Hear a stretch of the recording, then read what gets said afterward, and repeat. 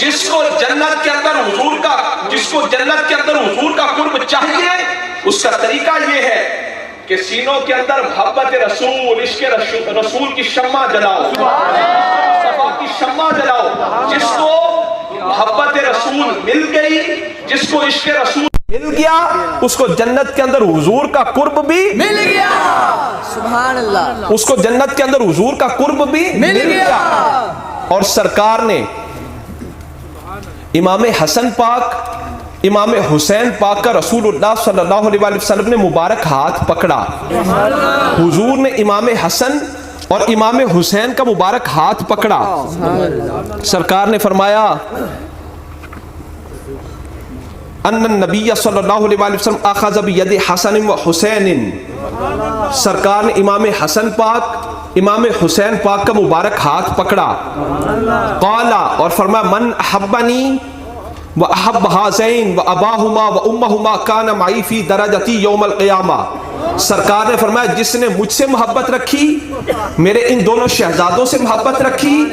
ان کے ابا جان امی جان سے عقیدت محبت والا رشتہ رکھا، کان معی فی درجتی یوم القیامہ، وہ قیامت والے دن درجے کے اعتبار سے بھی مجھ مصطفیٰ کے ساتھ ہوگا۔ سرکار نے فرمایا جس نے مجھ مصطفیٰ سے محبت رکھی، میرے ان دونوں شہزادوں امام حسن امام حسین سے محبت رکھی، ان کے ابا جان مولا کائنات حضرت علی المرتضیٰ کرم اللہ وجہہ الکریم اور حضرت سیدہ طیبہ طاہرہ سیدہ خاتون جنت، ان سے ادب والا عقیدت والا رشتہ رکھا، وہ درجہ کے اعتبار سے بھی مجھ مصطفیٰ کے ساتھ ہوگا۔ پھر سرکار کی ایک اور حدیث پاک، حضور نے فرمایا ان اللہ نظر فی قلوب العباد فلم یجد قلبا اتقی من اصحابی، حضور نے فرمایا اللہ نے ازل میں، کائنات کے بننے سے پہلے اللہ نے ازل میں لوگوں کے دلوں کو دیکھا۔ ان اللہ نظر فی قلوب العباد فلم یجد قلبا اتقی من اصحابی، حضور نے فرمایا اللہ نے ازل میں کائنات کے بننے سے پہلے لوگوں کے دلوں کو دیکھا، میرے صحابہ کے دلوں سے بڑھ کر کسی کا دل ستھرا نہ پایا۔ وَلِذَلِكَ اخْتَارَهُمْ، انہیں چن لیا، فَجَعَلَهُمْ أَصْحَابًا، انہیں صحابی بنا دیا۔ فَمَا اسْتَحْسَنُوا فَهُوَ عِندَ اللَّهِ حَسَنٌ وَمَا اسْتَقْبَحُوا فَهُوَ عِندَ اللَّهِ قَبِيحٌ، حضور نے فرمایا جو میرے صحابہ کو پسند ہے وہ اللہ کو پسند ہے، اچھو کیا جو میرے صحابہ کو پسند ہے وہ اللہ کو پسند ہے، اور جو انہیں ناپسند ہے وہ اللہ کو بھی ناپسند ہے۔ آشکار مصطفیٰ اور 1400 سالہ اسلام دی تاریخ میں جس مذہب اتے ہر دور وچ امت دی اکثریت رہی، جمہور امت جس مذہب پر رہی، جمہور امت جس مذہب پر رہی، جس مسلک پر رہی، وہ کیا ہے؟ وہی عقیدہ جو حضور کے صحابہ کا عقیدہ ہے، وہی عقیدہ جو اہل بیت کا عقیدہ ہے، وہی عقیدہ جو قرآن و حدیث سے ثابت ہے کہ حضور کے صحابہ بھی پاک، نالا کو حضور کے صحابہ بھی، اسی سارے بولو کہ حضور کے صحابہ بھی، ہاتھ چک کے کہنا ہے حضور کے صحابہ بھی پاک، حضور کے ازواج مطہرات بھی پاک، حضور کے اہل بیت بھی پاک، حضور کے والدین بھی پاک، محمد رسول اللہ کے صحابہ بھی ان کی شان کے لائق، محمد رسول اللہ کے اہل بیت بھی ان کی شان کے لائق، محمد رسول اللہ کی ازواج مطہرات بھی ان کی شان کے لائق، محمد رسول اللہ کے والدین بھی ان کی شان کے لائق، حضور کے صحابہ بھی پاک، حضور کے اہل بیت بھی پاک، حضور کے ازواج مطہرات بھی پاک، حضور کے والدین بھی پاک، حضور کی اصل بھی پاک ہے، حضور کی کل نسل بھی پاک ہے۔ عاشقو اے ہون ٹھیک ہے بھئی، بندہ مومن دیکھو بھئی، دنیا کی جو آگ ہے نا، دنیا کی آگ،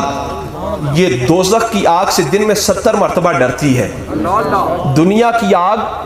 دوزخ کی آگ سے دن میں 70 مرتبہ ڈرتی ہے، اور دوزخ کی آگ اس نور سے، اس تڑپ سے، اس کشش سے ڈرتی ہے جو بندہ مومن کے دل کے اندر ہے۔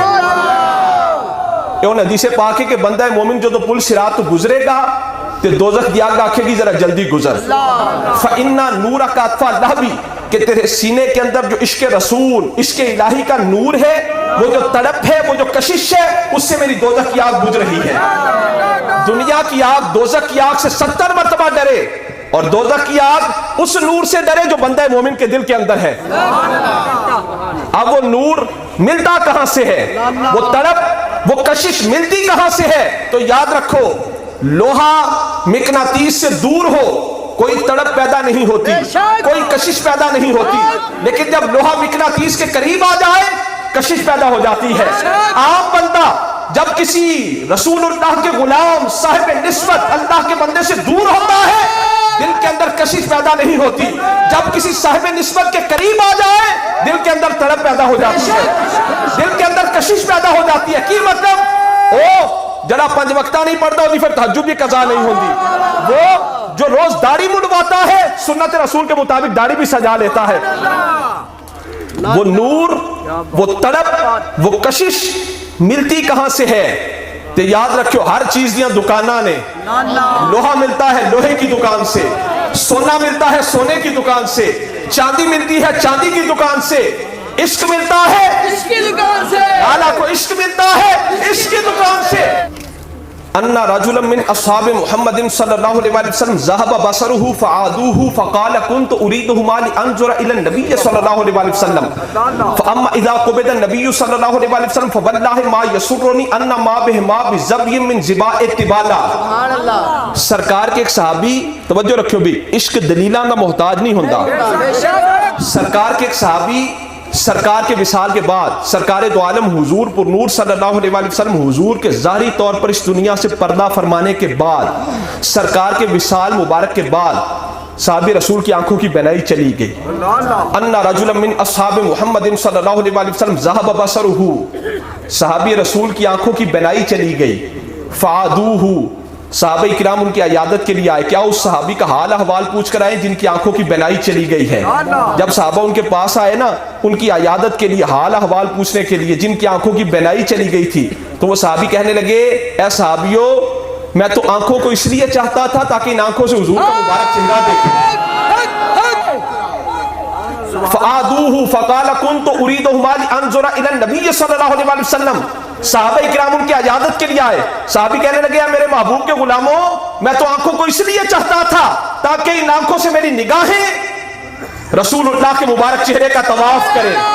میری نگاہیں حضور کے چہرے کی زیارت کرے. فاما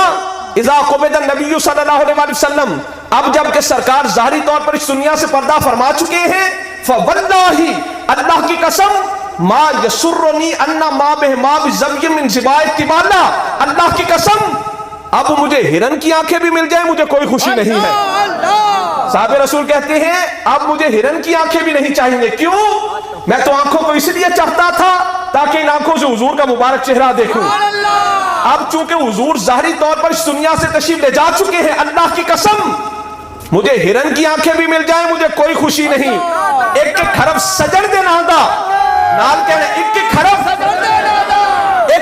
سجن دے نادا سب دستا وچ قرآن ہے, ہر دم یاد سجن وچ رہنا ساڈا ایہو بند گیان ہے, سورت یاد دی بندیا رہنا ایہو سبب